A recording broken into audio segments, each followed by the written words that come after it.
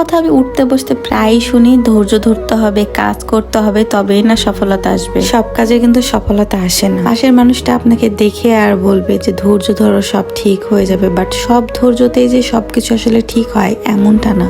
ছোটবেলা থেকে না আমার ধৈর্যটা একটু কম। কাঠের কোনো ফার্নিচার বানাইতে দিতাম না, যে অনেক দিন সময় লাগবে দেখে। আর এখন আমি সেই মানুষটার কত পরিবর্তন। আসলে সবকিছুই সময়ের উপরে ডিপেন্ড করে, সময় মানুষকে চেঞ্জ করে দেয়। বাড়ির কাজ ধরছি এই বর্ষার মধ্যে, তাই চাইলেও আমি দ্রুত কাজ শেষ করতে পারবো না। যেহেতু খুব অল্প দিনের জন্য বাড়িতে আসছিলাম, তাই এবার শুধু রাস্তাটাই করে যেতে পারবো। এদিকে আবার আর এক বিপদ, হঠাৎ হঠাৎ বৃষ্টি চলে আসে, তাই ভিজে ভিজেই সবাই কাজ করছিলাম। কতবার আর উঠবো, আর চারিপাশে এত কাদা হয়ে গেছে, পায়ের অবস্থা একদমই খারাপ, কারণ স্যান্ডেল পরে হাঁটাই যাচ্ছিল না, তাই খালি পায়ে হাঁটতেছিলাম। এত বৃষ্টি বাদল উপেক্ষা করে আমার রাস্তার কাজটা মোটামুটি শেষ হয়েছে। এর জন্য 2টা পিলার বসানোর দরকার ছিল, সেটাও বসানোর কাজ শেষ মোটামুটি। এটা হচ্ছে আমার বাড়ির রাস্তা, কি বিভৎস দেখতে, তাই না? আজকে বাড়ির কাজ ক্লোজ করে দিব, কারণ এরপরে আমাকে রাজশাহীতে ব্যাক করতে হবে। এর পরের কাজগুলো বৃষ্টি না থামলে আর করা সম্ভব না। বাড়ির ফাইনাল লুকটা যে কেমন হবে সেটাই দেখার জন্য অপেক্ষা করছি, আর ধৈর্য ধরে আছি। আমি যে কি করব,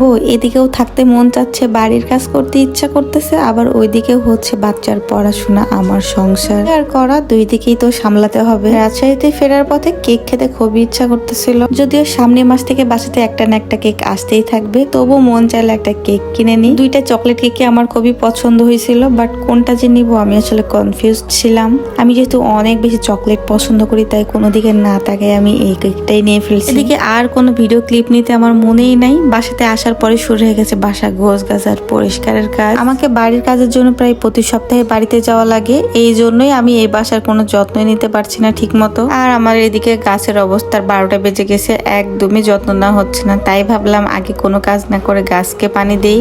আমি গাছ পাগল একটা মানুষ, আমি যেখানে থাকবো সেখানে তো গাছ থাকতেই হবে। আমার মাটির বাসা যেটা ঠিক করছি, অনেক অনেক ফুলের গাছ দিয়ে ভরাই দিব।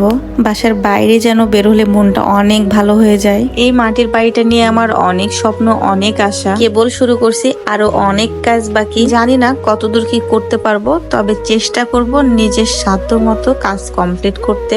এই বাসার পিছনে অনেক মানুষের পরিশ্রম আছে, আমি চাই না আমার কোনো ভুলের জন্য তাদের পরিশ্রমটা বিফলে চলে যায়। আমার আর কোনো মাটির বাড়ির ব্লগ আপনারা দেখতে পাবেন না এই না যে আমি আর আসলে কাজ করব না, আমি আবারও কাজ শুরু করব, তখন আপনাদের সাথে অবশ্যই শেয়ার করব। আমার সব কাজের স্মৃতি আমি এই ভিডিও আকারে রেখে দিব। এদিকে নিজেরও খাওয়ার কথা চিন্তা করতে হচ্ছে, বাট বাসাতে কোনো বাজারই নাই, একটু পরে আবার বাজারও বের হতে হবে। অনেক